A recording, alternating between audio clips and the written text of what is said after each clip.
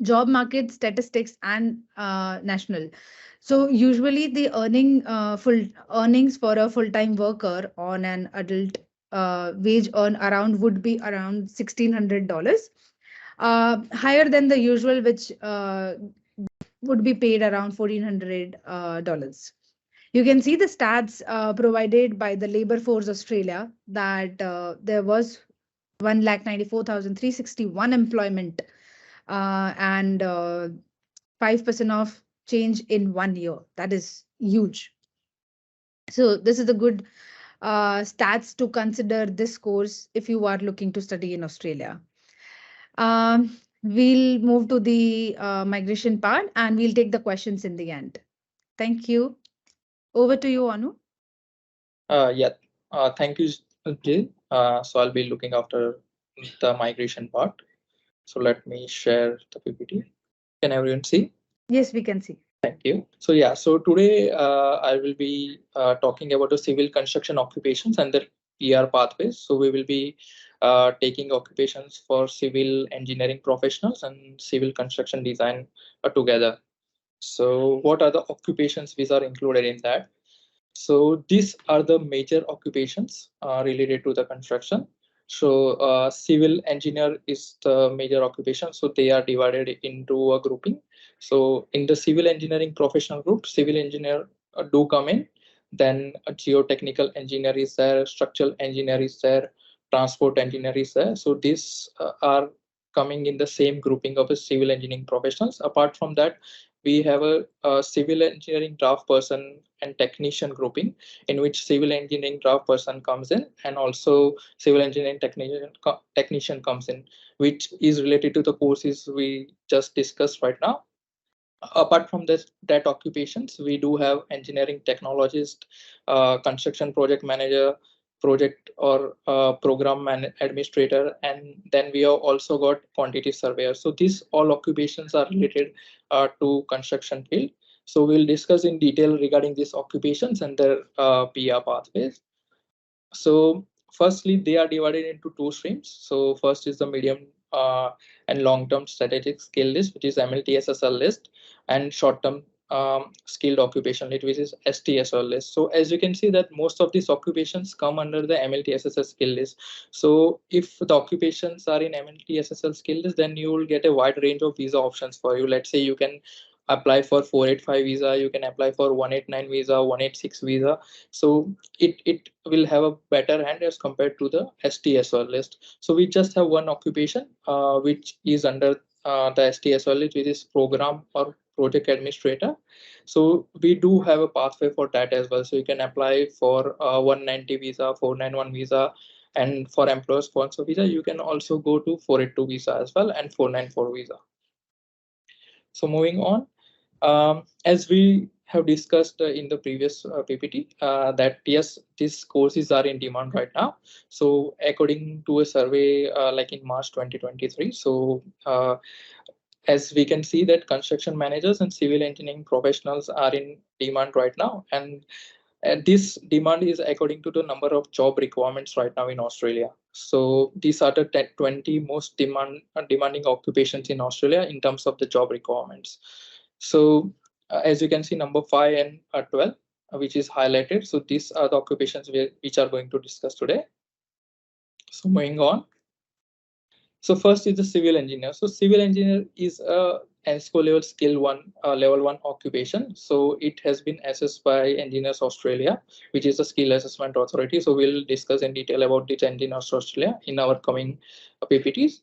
So this civil engineer, so we'll briefly discuss what are the occupation, what are the duties, what a civil engineer does. So civil engineer generally does like determining construction methods, materials and quality standards, and drafting and interpreting specifications, drawing plans, construction methods, and procedures. So generally what a civil engineer does, they look after the plans, they interpret the plans, what has been created by the civil engineering draft person, and they ensure that the building they are preparing according to the plans, okay, they does not collapse or does not bend or twist.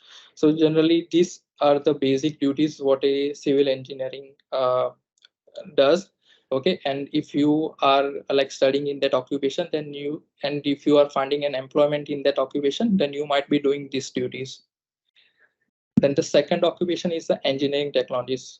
So engineering technologies covers a lot of areas for the engineer. So if you does not come under a professional engineer, let's say a civil engineer or a mechanical engineer, or maybe a telecommunication engineer, but you are working at a lower level than that, and if you're not meeting the requirements of that professional engineer, then you can get a skill assessment and an employment in the engineering technologist. So engineering technologist also skill level 1 occupation, and it do fall under the MLTSSL skill list. So as I previously said, that under the MLTSSL skill list, you are eligible to apply for 189, 190, 491 both state nominated and family sponsor visa, 482 visa, 186 visa, and 494 visa. So you have a wide range of visa options in that. Along with that, you can also apply for 482 visa as well. So the another skill is the civil engineering draft person. So this is the occupation which is a level lower than the civil engineer. So if you have studied like advanced diploma or diploma in that, then you might get an employment in a skill related to this. So basically what a civil engineering draft person does, they generally drafts and plans uh, the areas which like designs and everything, okay, which civil engineer will use to create the project. So this is a level lower than a civil engineer. Moving on.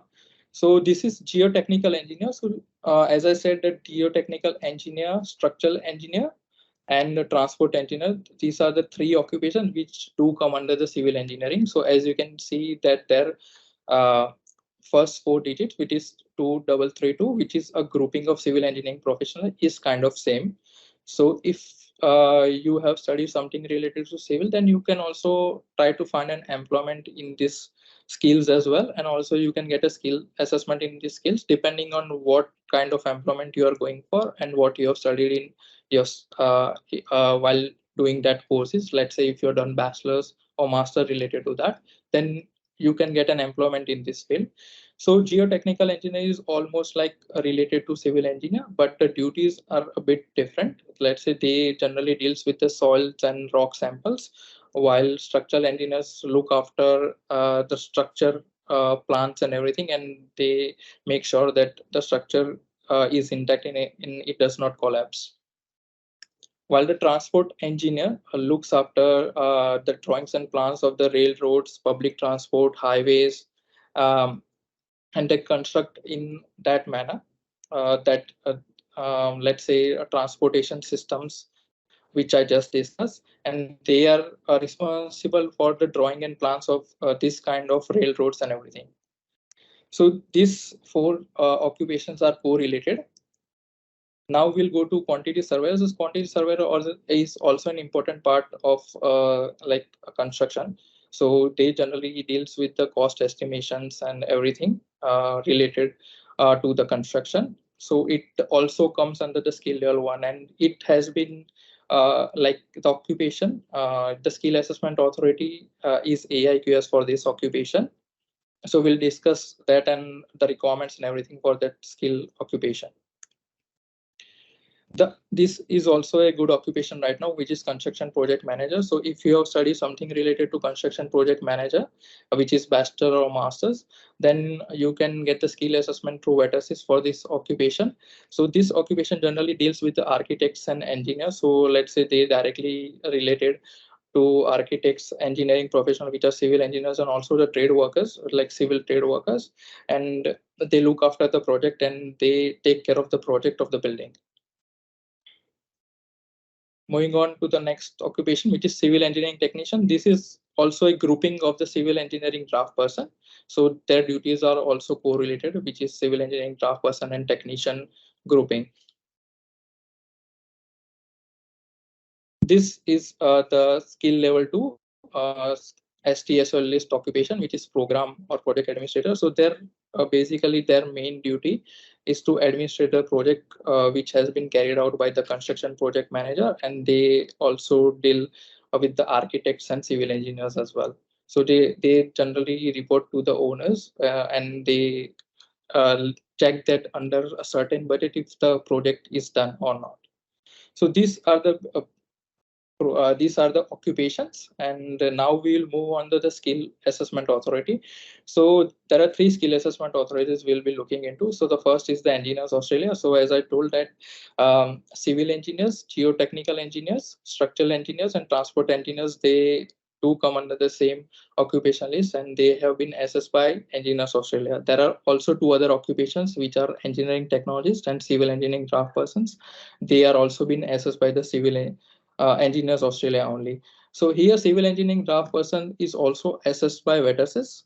So depending on what study have you done an accredited study or not, okay, from Australia or from overseas, depending on your requirement and on your number of years of experience, okay, you have to decide that in which skill assessment authority you will fall into. So VETASYS also look after 4 occupations, which are construction project manager, program and project administrator, civil engineering technician, and civil engineering draft person. The last one is the quantity surveyor. So the Australian Institute of Quantity Surveyors look after the skill assessment of that occupation. Now, how we can get the skill assessment in on Engineers Australia? So there are occupational categories. So let's say if you studied bachelor's degree in engineering, which is a 4 years bachelor's degree, then you will get a skill assessment in level 1 as a professional engineer, which are the civil engineers and different occupations, which are geotechnical engineer, structural engineer, and transport engineer. If you have studied a degree which is not 4 years, but let's say it's 3 years, then you are eligible to apply for the skill assessment as an engineering technologist. And if you have studied something diploma or advanced diploma for 2 years, then you can apply for the skill assessment in level 2, which is engineering associate, which is the civil engineering draft person degree will come under this occupation category. So now what is the requirement for the English in that? So Engineers Australia generally ask for 6 each, which is competent English in PT or IELTS or any other related, which is TOEFL. So that should be within the last 2 years only. So English test must be within last 2 years. Most of the migration visas except for 3 years, but Engineers Australia only accept for 2 years only. So if you can also get an exemption in this English requirement if you have studied master's degree, which is a 92 weeks full-time course here in Australia, then you might get an exemption in that English requirement. Or if you are currently holding a passport of a country which is eligible for that, then also you are eligible for that English exemption. Now we'll move on to the assessment pathways for Engineers Australia. So there are 2 pathways, which is accredited qualification and non-accredited qualification. So in accredited qualification, if you have studied something accredited in Australia, so let's say if we are talking about the courses which were accredited in Australia in advanced diploma for civil engineer, then you can directly get a skill assessment without any experience. And if you have studied something related to bachelor's as well, or something related to master's, which is also accredited, you can get a skill assessment as a professional engineer as well. So if you let's say if you study something in overseas, so there are other pathways as well, which is Washington Accord, Sydney Accord, and Dublin Accord. So your qualification must come under that list, then only it will get accredited and you will get the skill assessment without any experience and in this pathway. So let's say if it's not accredited for you, if you have studied something which is not in any of those lists, then you will go on the another pathway, which is CDA pathway. So basically this pathway also does not require any experience. So you don't require any experience in order to get a skill assessment in this pathway. So you just need to provide 3 project reports, and on the basis of these 3 project reports, you need to write a CDR report. So CDR report basically is the summary of this project report. So if you submit those report to Engineers Australia, then they will give you the skill assessment in that pathway. So this is more popular in terms of because most of the people don't have an accredited qualification. So everyone coming from offshore overseas, they apply through this pathway, and it's the most popular pathway. So moving on to the another skill assessment authority, which is VETASYS. So in VETASYS, 4 occupations they look after. So first one is the skill level 1 occupation, which is construction project manager. So the requirement of this occupation is that you must have studied a highly relevant bachelor's degree in that nominated qualification. So it must be related to construction project management your study, and plus you require 1 year of post-study work experience in that nominated occupation within last 5 years.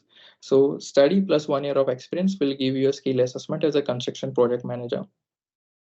And the another occupations for this are the ENSCO skill level 2 occupations, which are draft person, technician, and project administrator. So in this, if you the requirement is you just require an AQF diploma or higher and 1 year of experience. So that must be relevant. Okay, so the AQF diploma or higher must be relevant, and 1 year of post-study experience must be relevant in your nominated occupation in order to get the skill assessment. But let's say if you don't have an relevant occupation, then you require 2 years of experience. So they have given like another option in this case. So 2 years experience is required for that. Let's say if you don't have let's say a relevant occupation, and you have a certificate 4 in that, which is highly relevant. So AQF diploma is not relevant, but certificate 4 is relevant. Then you again require just 1 year of experience. So that is another option, which is a third option for this one. There is also fourth option. So the last option. So if you don't have any highly relevant qualification, which is AQF diploma or higher, and that study, it is not a post study. So let's say if someone has got an experience which is previously, let's say in offshore, they have got an experience of 2 or 3 years. They have studied something over here, AQF diploma or higher, and then they want to apply for the skill assessment. Then it is possible. You just require 3 years of experience. So there are 4 options in this one. So the difference between Engineers Australia and VETASYS is that you require an experience in VETASYS, but for Engineers Australia skill assessment, you don't require any experience. So moving on to AIQS. So AIQS, there are also 2 pathways in that.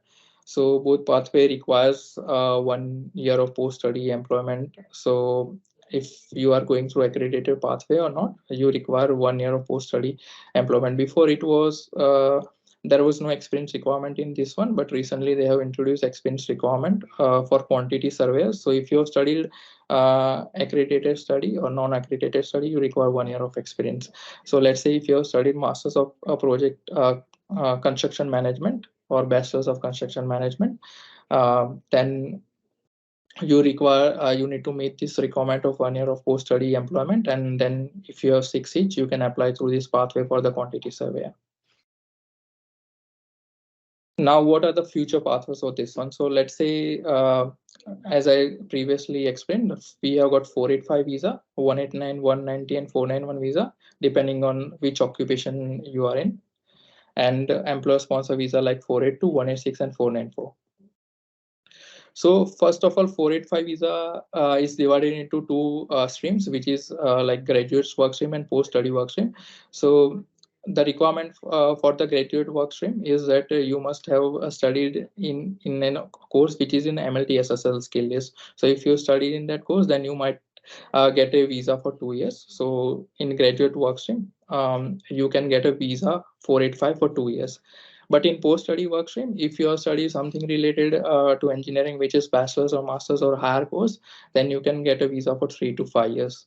So even if someone has studied advanced diploma, as we have discussed previously, as Jill mentioned, that the benefit of this course is that it's in MLT SSL skill list, and then you are eligible to apply for 485 visa as well.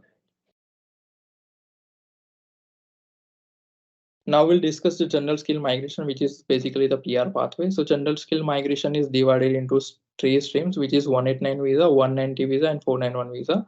So 491 has got two streams as well, which is family stream and the state nominated stream. So what are the basic requirements for the GSM General Skill Migration Visa? So you require at least 65 points.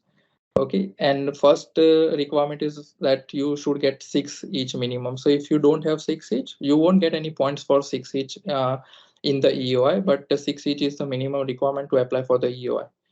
Then you should have a skill assessment. So we just discussed the skill assessment. You need to apply for the skill assessment. You require minimum 65 points. These 65 points are including the state nomination points as well. Let's say if you're applying for 190 or 491. So 190 in the state, you will get 5 points. And for 491, state nomination or family sponsor, you'll get 15 points. So that is including that 65 points. And recently we have received invitation in 189 for the civil engineers and the occupations we have mentioned over here. That civil engineers got invitations as 85 points last time, and some of the other occupation, which is civil engineering draft person, technicians, project manager, they have got invitation as 65 points for 189. So this is the data for the last financial year. And for the next financial year, currently they are not providing invitation. For the next financial year, we can expect an invitation in around August. So if you have not done the skill assessment, and then I suggest you should go with the skill assessment. And if you are planning to take this course as well, you can take this course. Now we'll discuss the state nominations. So as these are the states, so first we'll discuss for Victoria. Most of the state nominations are closed right now because this is the end of the financial year, and most of the states have closed. Like also Victoria has closed, but these are the requirements for Victoria for the last financial year, and the requirements will almost remain the same for the next financial year as well until there are major changes in the state nominations. Victoria has a high number of seats, and we have seen that they have been kind to civil engineering occupations and draft persons and everyone, and they have been giving invitations to them. So the basic requirement for Victoria that you must be living and working in Victoria. So if you're living in Victoria and working in Victoria in any occupation, then you are eligible to apply for 190 and 491. So subject to 190, the requirement is that you require an high annual earning. So if you got annual earning like 80,000 to 100,000, then there are chances that you might get a priority and your ROI might get picked up and you get an invitation. They also want for 190, the requirement is that you should get higher points. So let's say if you got 85 to 90 points, then there are high chances that you can get an invitation. But as compared to 190 for 491, there is no requirement for high annual earning, and also you can get an invitation at around 65 to 70 points in that case. So Victoria is a good state because the number of seats Victoria has received last financial year and this financial year. So Victoria is a good option to study and also to apply for the state nomination over here. The second state is New South Wales. New South Wales has also got good number of seats. It's also a busy state. So for 190, the main requirement for Victoria is that you must be living, not Victoria, my part, like it's NSW. So for 190 NSW, the requirement is that you must be living in NSW for 6 months. That is the requirement, and you should have higher points in your EOI. So if you got higher points like 85 to 90 points and you have been living in NSW for 6 months, then your chances for invitations are higher for 190. And all the occupations we just discussed previously are all available in their list for NSW. For 491, the requirement is quite simple. They have got two pathways. So first pathway is regional development area pathway. So they have got two streams in that. So let's say if you have been living and working in NSW based regional area with some employer which is also based in NSW and earning income of 53,900, then you are eligible to apply in stream A. For stream B, you just need to apply through RDAs. So there are different RDAs, 13 RDAs in NSW. So you directly apply through that. And the requirement is that you must have lived in NSW for 3 months. It is not required to live in regional NSW. You can stay in anywhere in NSW to be eligible for this one. And the pathway 2 is similar to the stream B pathway. So you directly have to apply for EOI if you meet the points requirements, 65 points. And if you are living in NSW for 3 months, then you can apply for this pathway. The requirement as compared to 190 for 491, there the invitations will be coming at lower points as compared to 190. So as 190 is 85 to 90 points, you might get an invitation at 70 points for this one, including the 15 points for the state nomination as well. This is also a good state, South Australia. So South Australia has also given good invitations last time, and mostly all the occupations we just discussed are open in this pathway. So let's say if you study something in South Australia, if you are a South Australian graduate, like bachelor's or higher degree, if you study, then you just require like 6 months of experience in your nominated occupation. So let's say if you study something related to civil engineering, you require to have 6 months of experience as a civil engineer in Greater Adelaide or Outer Regional South Australia to be eligible for 190. So what is Greater Adelaide and Outer Regional South Australia? So South Australia has divided their state into two parts, which is Greater Adelaide, which is basically Adelaide city, and anything 100 kilometers away from that, it is Outer Regional South Australia. So if you want to be eligible for 491 in the SA graduate pathway, you just require 3 months of experience after the study in either Greater Adelaide or Outer Regional South Australia. The second pathway for South Australia is working in South Australia. Let's say if someone from Victoria is moving to South Australia, then they can be eligible for this pathway. So for 190, for most of the occupations, it is 12 months of experience in Greater Adelaide. For civil engineers, it is 18 months of experience in Greater Adelaide for 190 pathway. And for outer regional, it's the same, it's 12 months of experience. So if you have got 12 months of experience in either outer regional South Australia or Greater Adelaide, then you will be eligible to apply for 190. For 491, it's 6 months of experience.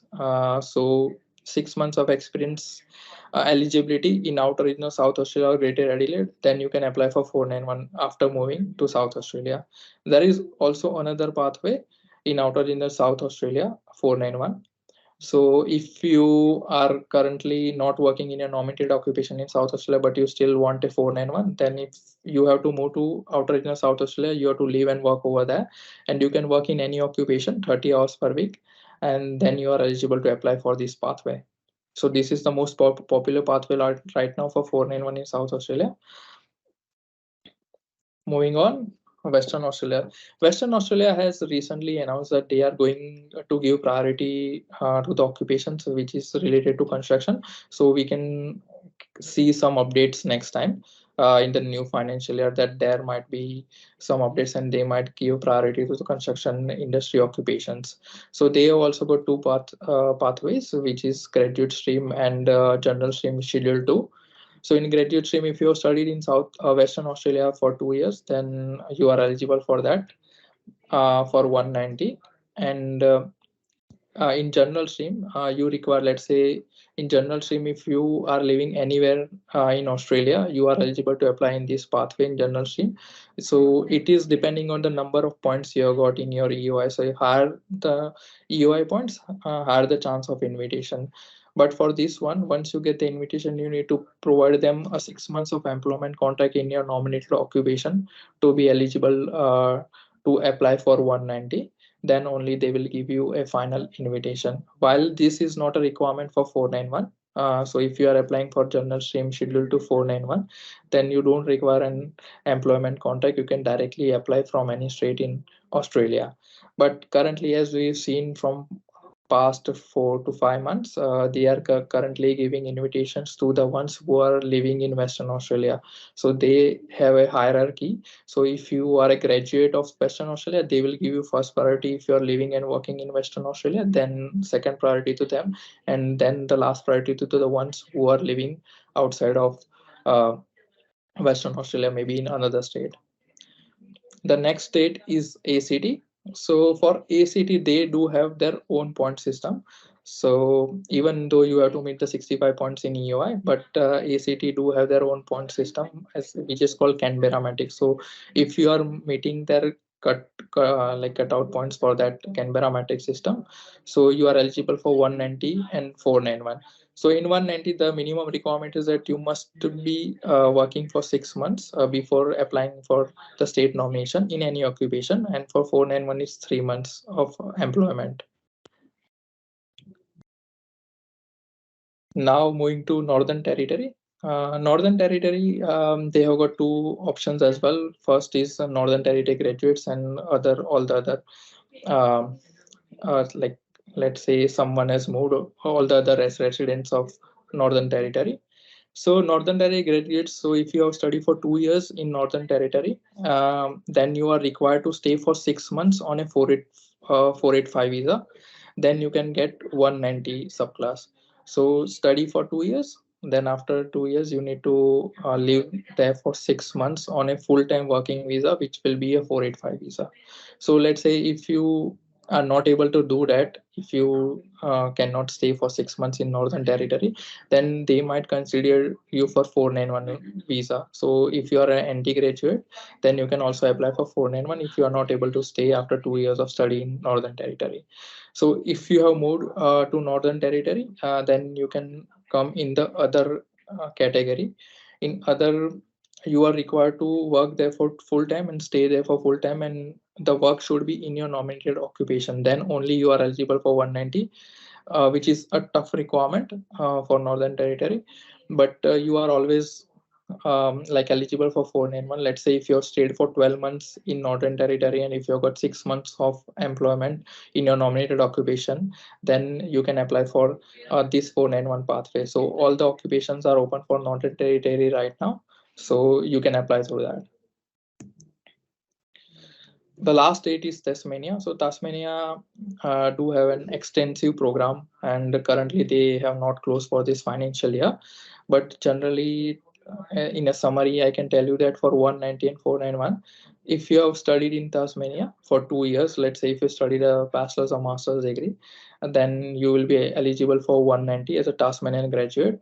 Or if you have got 6 months of an employment in your nominated occupation, then you will be eligible for 190 as well. For 491, the study requirement decreases a bit, which is like 1 year of study in Tasmania. And if you have got 6 months of employment, then also you are eligible in this pathway. And the 6 months of employment doesn't require to be in your nominated occupation.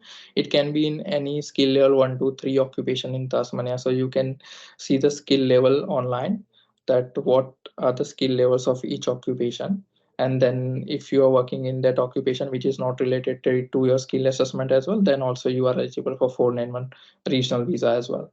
So basically 189 and 190 are a PR visa, which is the like permanent residency, but 491 is a regional visa and will give you a visa of 5 years. So in that 5 years you have to stay 3 years in any regional area, and you have to work in that regional area and provide 3 notice of assessment to be eligible to apply for a PR pathway, which is 191 visa. So state nomination is done. We'll move to the other options. So we got one Queensland as well, sorry. So in Queensland, the requirement for 190 is that you should have 80 points or higher in your EOI, and you should have like completed 6 months of full-time experience in your nominated occupation. So if you have done that, then you require further offer letter for 12 months in that nominated occupation with the same company to be eligible for 190. For 491, the requirements are a bit easy, which is like 65 points in your EOI and 3 months of experience only in Queensland. So now these are the other pathways. So let's say if you are not eligible for any skilled visas, or if you want to explore other pathways as well, then you can apply for the employer sponsor visas like 482 visa, which is called temporary skill shortage visa, 186 visa, and 494 visa. So 482 visa, there is no age requirement in that visa. So let's say most of the skill visas are 45 years of age requirement, but 482 visa doesn't have any age requirement. So you can apply for this visa at any age, and this is a temporary visa. it can lead you to PR if your occupation is in MLTSSLA. So it will lead you to 186 visa. So in 186 visa, there are two options. So if you've got 3 years of experience, you can apply for directly 3 years of experience in a nominated occupation. If you've got skill assessment, then you can apply in direct entry 186 visa. But if you are already on a 482 visa, which is a temporary visa, and you stay 3 years on that visa, then you can apply for 186 visa via transition stream. Then 494 visa. 494 visa, you require a mandatory skill assessment for this visa, and it is also an employer sponsor visa, but a regional employer sponsor visa. Then it will lead you to a 191 visa, same as a 491 leading to 191. But in this visa, 491 visa, to be eligible, you have to stay for 3 years with the same employer and work with the same employer in that 5 years period, and then you can apply for the 191 visa. So I hope I have covered everything in this session. If you have any questions, you can ask.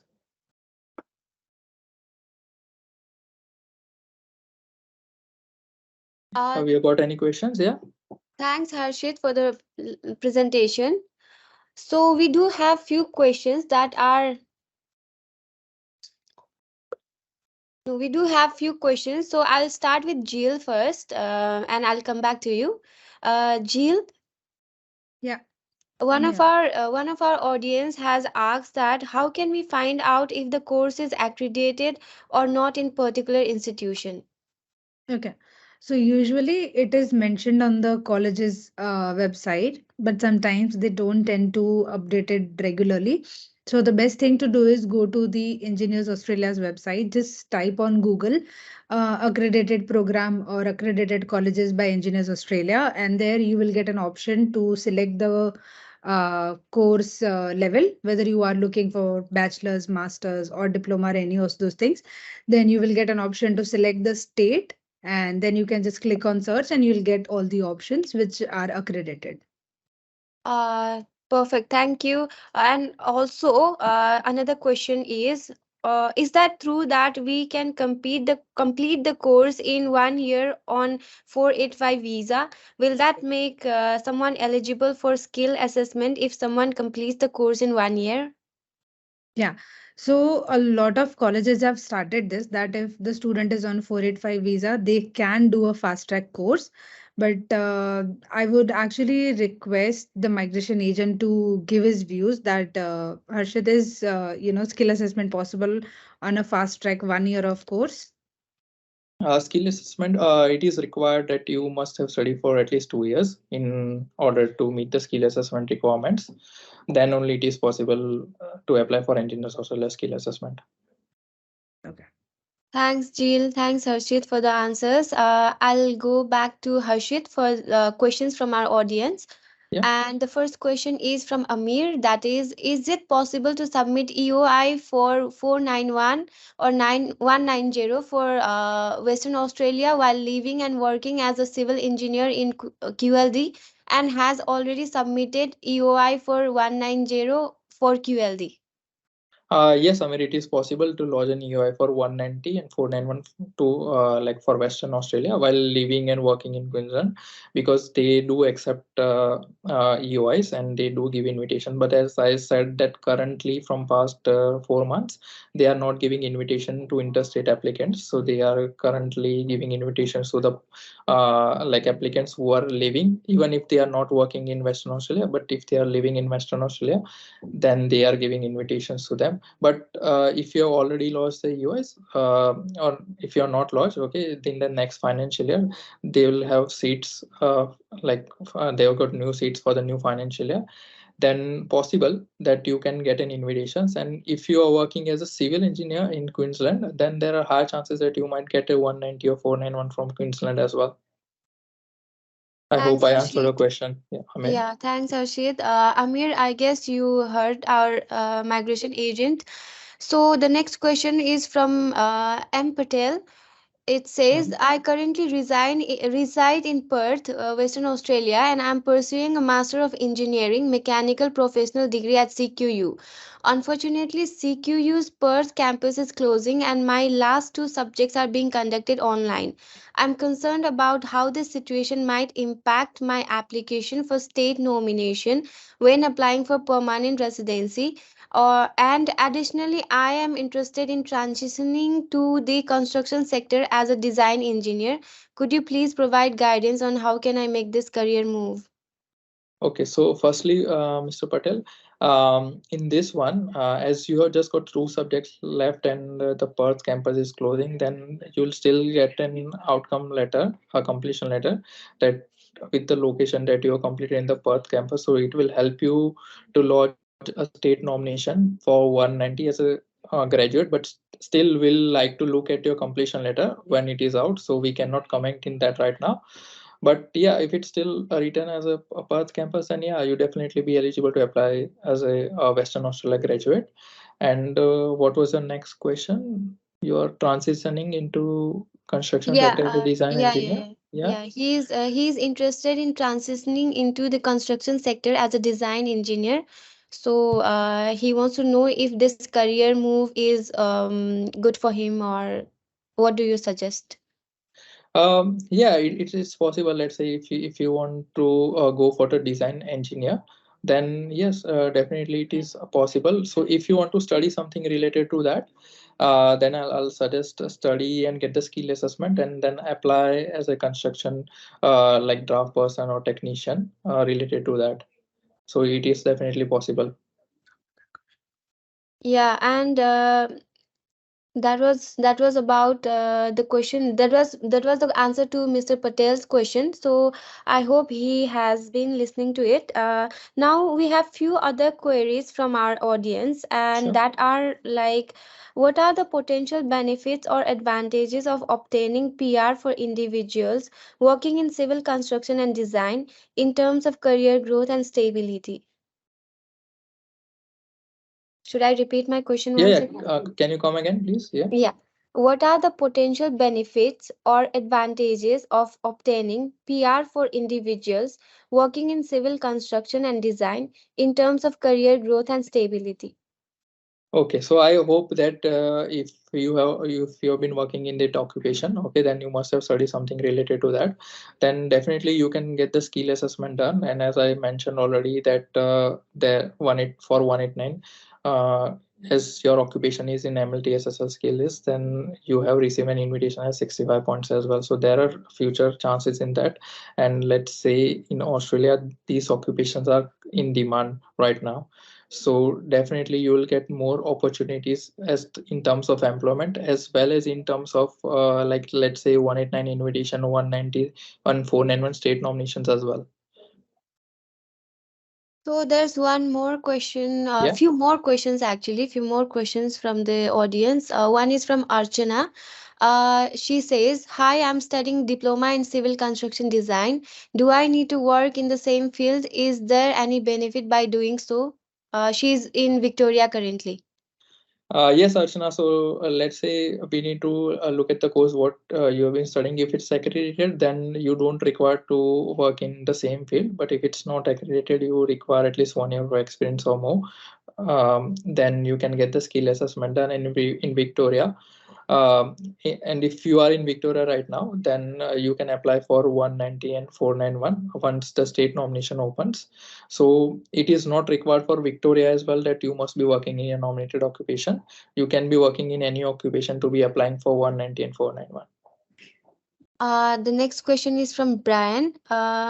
He says he is nearly finishing his advanced diploma in civil engineering in construction from Western Australia in September, but he has no work experience and still uh, he seeks the advice that is he still eligible for 491 visa? Yes, Brian. So if you have studied advanced diploma, then once you get the skill assessment, you will be eligible to apply for 491 in Western Australia without any experience because they don't require any experience over there. So yes, definitely it is possible to get 491 visa. Perfect. Thanks, Harshit. Next question is from Linda. She says, does the points decide the selection of EOI or the demand of the occupation decide the selection of her EOI? Uh, Let me. Can you come again on the question? Yeah. She says, does the points decide the selection of EOI or the demand of occupation decide the selection of her EOI? Actually, Linda, they before the financial year they checked the demand of the occupations. What is the demand of the occupations in Australia? According to that, they allocate the seats to each occupation, and if that occupation is in demand, you will be allocated more seats. So if there are number of seats are more in an occupation, then the chances of EOI points going down is likely high.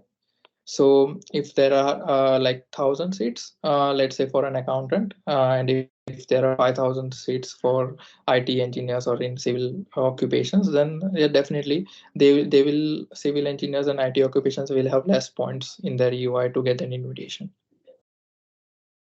Thanks, Harshit. There is one more question from Yeah. Rizal.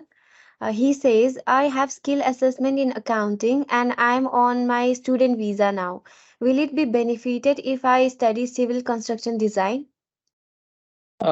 Is also if you have got a skill assessment as an accountant and you are on student visa, you can still apply for a state nomination or 189 visa, because we have got invitations in accountant at 85 points as well, and 90 points as well, depending on which skill assessment you have got, external auditor or taxation accountant. Okay, so it is possible for accountant as well, but if you want to study civil and civil construction design as well, then we have to check that like what level of study you are on right now. Let's say if you are already on a bachelor's or master's degree, okay, then it will be hard to like drop down to the AQF level, okay, of a diploma. So if you are already studying diploma, you can also go for that civil construction design as well, or you have to apply for a new visa if you want to go for that occupation. You can get two skill assessments simultaneously and apply for both skill assessments for 189 general skill migration, 190 and 491 as well. The next question is from Muhammad. He says, I have 10 years of experience as quality engineer, civil engineer. What is the process to apply? Can you please explain step by process? Yes, Mohammed. So first of all, you have to go for the skill assessment. So if you are a civil engineer and you have got experience, so we can get your experience assessed as well from Engineers Australia. And using that experience, you can apply for state nomination. So if you are onshore or offshore, I'm not sure. But if you are offshore, then there are so many state which are giving invitations at like 3 to 5 years of experience. And we have recently received many invitations in civil engineer at lower points with 3 to 5 years of experience. So you have got higher chances to get 491 in 189, 190 in states like Northern Territory, Queensland. Then you got Western Australia as well. Victoria also like offers offshore migration as well. So most of the states offers offshore migration. So yes, you can definitely apply. And if you're onshore and if you've got an experience over here in Australia, which is 10 years of experience, then it will be really good. You'll get 190 or 491 straight away. Thanks, Harshit. It was really a very descriptive answer.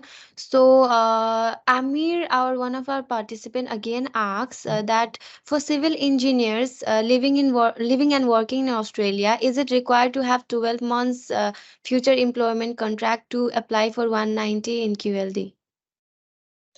Uh, Depends. I think if you have studied in Queensland, then I think it is required. So if you have already 6 months of experience in Queensland as a civil engineer, and then you are applying with higher points over there, which is 85 points.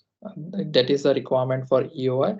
Then you require 12 months of future employment contract over as well for 190. I think that is not requirement for 491, but for 190 it is a requirement for future employment contract. Thank you. So Linda is back with another question. She asks, I'm working as a technical lead support in architectural facade and glazing, but my qualification is not relevant to the occupation, which is automobile engineering. Do I come under civil engineering industry to be accessed under EA?